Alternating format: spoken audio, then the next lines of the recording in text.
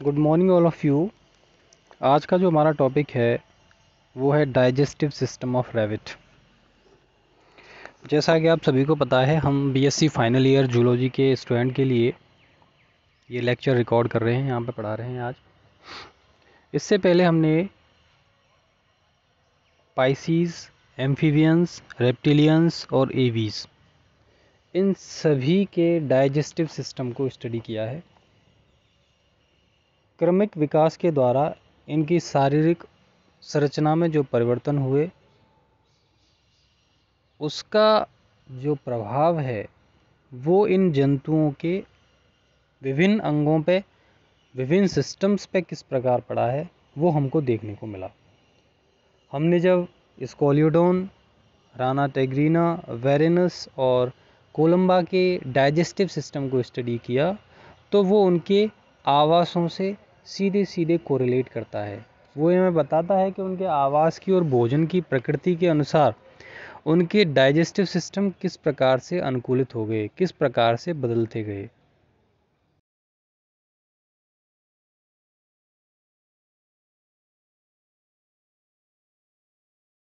Last में सबसे most advance जब एनिमल की बात आती है तो उसमें मैमल्स को हम पढ़ते हैं, जिसमें आज रैबिट की स्टडी हम करेंगे। यहाँ पे रैबिट की डाइजेस्टिव सिस्टम एलिमेंट्री कैनाल को देखेंगे कि उसके आवास के, उसके भोजन की प्रकृति के अनुसार उसमें किस प्रकार के परिवर्तन हमको देखने को मिले, किस प्रकार के मॉडिफिकेशंस, किस प्रकार के एडप्टेशंस उसकी डाइजेस्टिव सिस्टम में दिखाई देने को देते हैं हमें।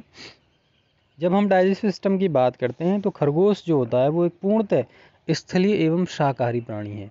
उसकी डाइट में मांसाहार नहीं होता, शाकाहारी होता है। वो घास, पत्ते, पौधे, उनकी जड़ों को आदि को कुतर कुतर के खाता है, तथा इसकी जो आहार नाल होती है वो शाकाहारी भोजन को कुतरने, पचाने की विशेषताओं युक्त होती है। तथा ये कॉप्रोफेगस भी होता है। कॉप्रोफेगस विष्टाभोजी क्यों? क्योंकि इसके जो एक्सक्रीटरी वेस्ट जो निकलते हैं उनमें अनडाइजेस्टेड फूड सब्सटेंसेस प्रेजेंट रहते हैं। अनडाइजेस्टेड सेलुलोज होता है, जिसको ये दोबारा जिससे इंजेस्टेड करके दोबारा से खा जाता है और उसे फिर दोबारा से पचाता है। तो शरीर में से कोई यूज़फुल सब्सटेंसेस वैसे ही वेस्ट प्रोडक्ट में नहीं निकल जाएं, इसीलिए इनमें विष्टाभोजिता पाई जाती है। कॉप्रोफीजी कहते हैं जिसे हम। कॉप्रोफेगस नेचर का होता है। इनका जो मुख होता है वो भोजन को पकड़ने, कुतरने की विशिष्टताओं युक्त होता है। अपेक्षाकृत छोटा, दरारनुमा होता है, जिसके दोनों सिरों पे होंठ स्थित होते हैं। मुख जो होता है वो मुख गुहा में खुलता है। मुख गुहा लंबी चौड़ी जबड़ों द्वारा सीमित होती है तथा इनकी आंतरिक भित्ति श्लेष्मिका उपकला द्वारा आश्रित रहती है। मुख गुहा जो अंदर से होगी उसमें श्लेष्मा उपकला की आवरण पाया जाएगा। मुख गुहा की जो ऊपरी परत होती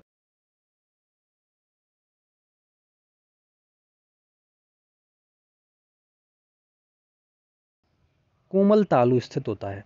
दो तालु की हम बात कर रहे हैं, कठोर तालु और कोमल तालु। इनमें ऑल्फैक्टरी ऑर्गन्स, सूंघने के लिए, घ्राण जो संवेदांग हैं, उनके लिए जैकोब्सन ऑर्गन जो होते हैं वो प्रेजेंट होते हैं, जो कि पैलेटाइन कैनाल में पाए जाते हैं, जो जंतु की आहार की इनको पहचान कराने में मदद करते हैं। जैकोब्सन ऑर्गन मुख गुहा के फर्श पर एक बड़ी गतिशील मस्कुलर टंग उपस्थित होती है, जो अग्र अधर सतह के अतिरिक्त पूर्णतः मुख गुहा के फर्श से संलग्न रहती है। आगे से तो फ्री रहती है जीभ, पीछे से उसमें अटैच रहती है। इसके जो जीभ होती है उस पर विभिन्न प्रकार के स्वाद हेतु विभिन्न प्रकार के संवेदांग स्थित होते हैं, जो भोजन की प्रकृति को, विभिन्न प्रकार की संवेदनाओं को मस्तिष्क तक पहुंचाने का काम करते हैं। अब मुख में ही मुख्य रूप से हम आते हैं दांतों के ऊपर। दांत की बात करें हम तो दांतों में हमने अब तक देखा था कि हम जब मछली की बात कर रहे थे तो उसमें दांत जो थे वो अलग थे, मेंढक में अलग प्रकार के थे। जैसे जैसे बढ़ते जा रहे हैं उनके दांतों का प्रकार बढ़ता गया। यहाँ पे हम देखते हैं जो उनके दांत होते हैं वो सॉकेट में बहुत ज़्यादा अंदर तक धसे रहते हैं, इसलिए ऐसे दांतों को हम थीकोडोंट टीथ कहते हैं। तथा ये जो दांत होते हैं वो द्विबार दंती होते हैं, दो बार आते हैं, इसीलिए इनको डाईफायोडोंट कहते हैं।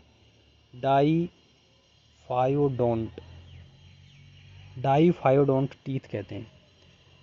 जिनमें एक बार सबसे पहले आने वाले दांत जो होते हैं वो मिल्क टीथ कहलाते हैं, और बाद वाले दांतों को हम कह सकते हैं परमानेंट टीथ कहते हैं। दांतों के ही ऊपर इनमें उनकी संख्या के